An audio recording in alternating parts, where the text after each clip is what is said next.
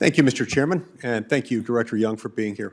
I want to start out by correcting the record. One of our colleagues made a comment moments ago suggesting the House Freedom Caucus has proposed and is actively pushing a 30% national sales tax. It's just not true.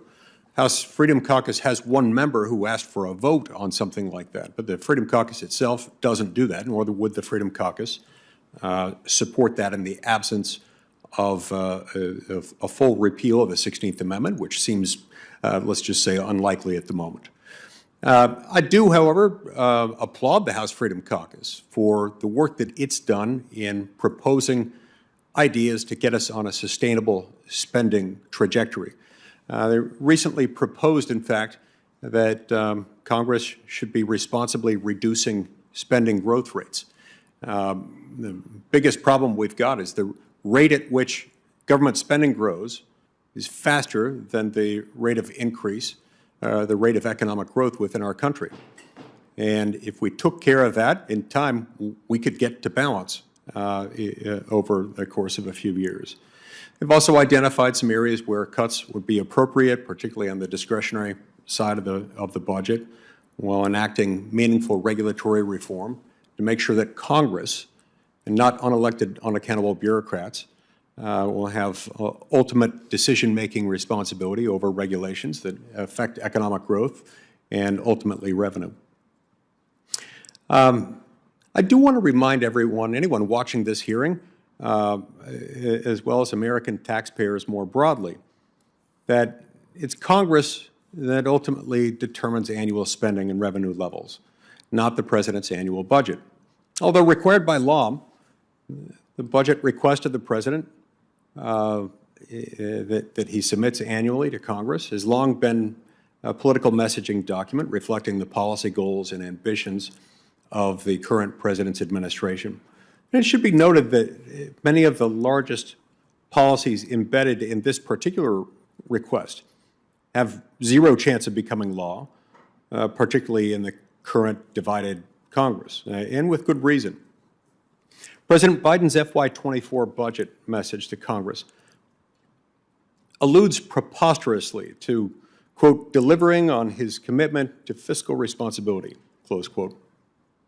And then it quite misleadingly makes a claim in an effort to claim credit for reducing the FY 2022 budget deficit to $1.4 trillion from the record high $3 trillion budget deficits in both FY 20 and FY 21. To provide actual context and to set the record straight on this, remember that FY 20's deficit included roughly $2 trillion in deficit-financed COVID relief from early 2020, something that was passed in both houses with overwhelming bipartisan support. FY 21's deficit included most of the $2 trillion cost of the deficit-financed spending bonanza that congressional Democrats and President Biden enacted without a single Republican supporting, at a time in March 2021 when inflation was still below 2% and the economy was already well on its way to recovery. FY 22's sharp deficit decline is solely attributable to the expiration of pandemic spending, and yet it was still hundreds of billions of dollars greater than what CBO projected pre-pandemic. I'd further add that I find it curious, if not troubling, that the President claims to be a steward of fiscal responsibility, with a track record on deficit and debt accumulation in the last 2 years, during which there was Democratic control of both the House and the Senate. His claims there don't add up.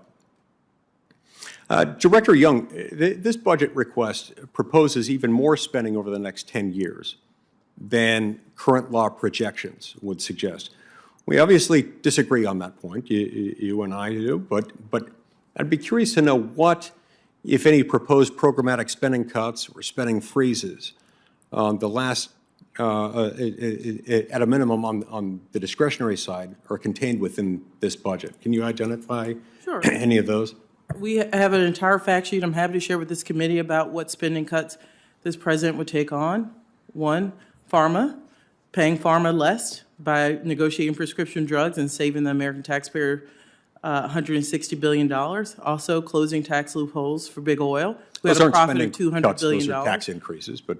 No, yeah. I mean, our tax cuts, do they not cost the American people? Yeah, we use different accounting terms, different language to describe those. I'm asking specifically about. They add to spending the cuts. deficit, Senator. So we believe the appropriate thing to do is to close those tax loopholes.